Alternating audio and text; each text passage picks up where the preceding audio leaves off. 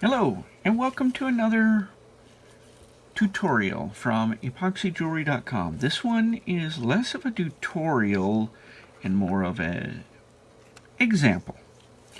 What I'm going to do is create a pendant from this mold here, and I'm going to brush some of our ultra fine powder into it, and then I'm going to mix a different color powder into the epoxy itself. So I've started from scratch here. What I'm going to do is I've already measured out the epoxy, but that's all I've done. Go ahead like that. That's the hardener, 1 part. Epoxy, 2 parts. The epoxy is a little thicker, so give it a little bit longer to drain out. Okay. Now, I'm going to start to mix this.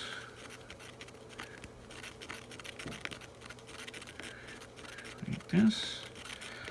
This is, I'm going to make some of these to sell. I don't make a lot of jewelry to sell, but I thought I like these.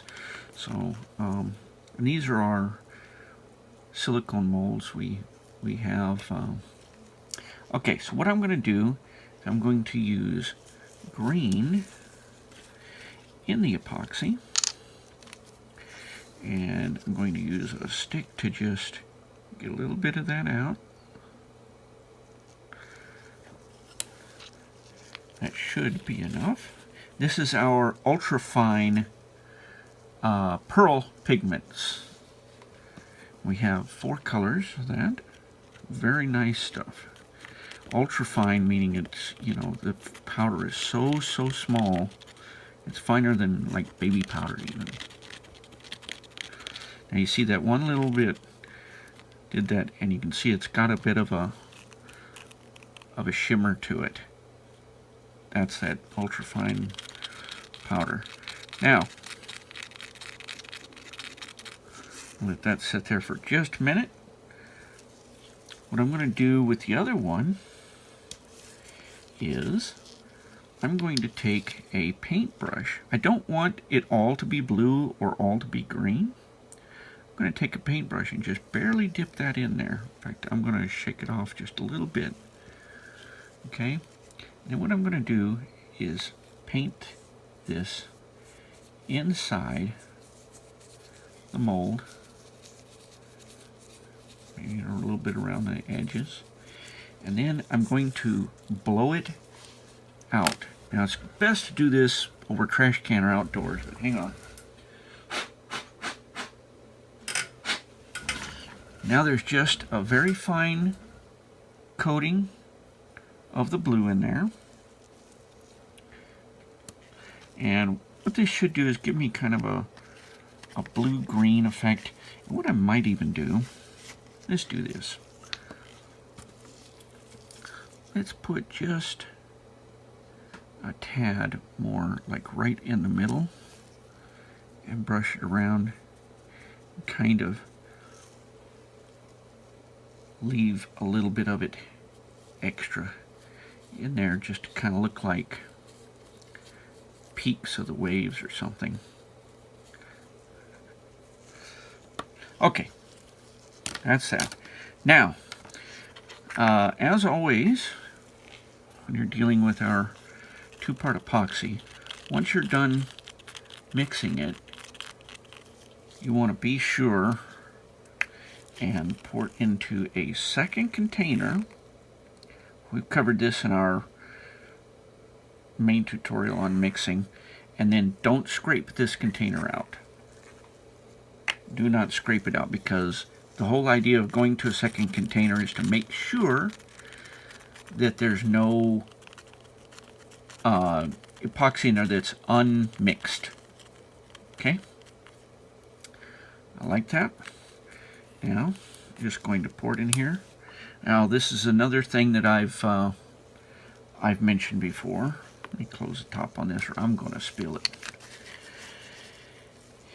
It's not so critical with a mold of this size, but one thing you can do when you pour is you can use your stick, touch it on the edge, and pour, and what will happen is instead of dribbling down the side of your container, it will follow the stick,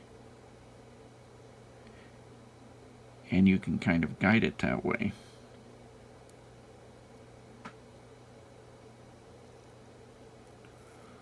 Okay, I like that.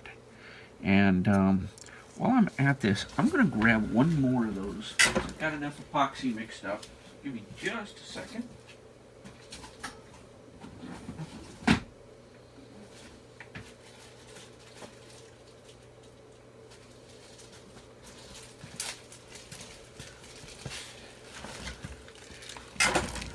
Now this one is a same thing, except it's a square version, and I'm going to do one thing different.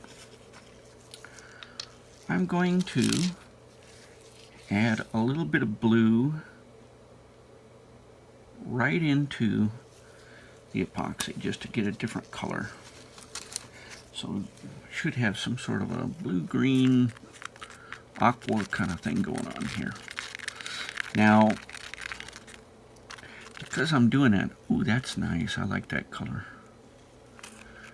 You can see that color there. I like that. I think what I'm going to do is go ahead and follow my own rules here. And pour that into another. Oh, I really like that color.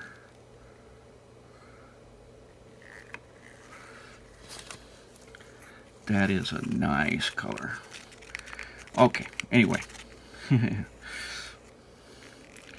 Go ahead and, again, it's not needed with this mold. It's so big, but you could use your stick to guide it in. Okay. I like that. It was just enough, too. Perfect. Okay, that's basically the tutorial. I will take some photos of these when they come out. I may decide to use some rub and buff on them because the way the ripples are, you can use a rub and buff on it and get a unique look. In fact, I just did one. Let me see if I can grab it here. I just did one like this,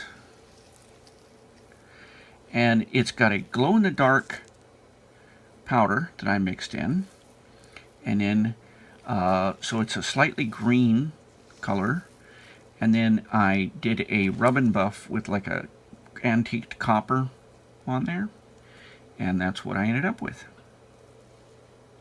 Okay, so anyway, that's it for now. Well, I'll show you the photos of these when they get done at the end here, and I will see you next time. If you've enjoyed this, please leave a like, subscribe, visit us at EpoxyJewelry.com, and have a wonderful day. Thank you very much.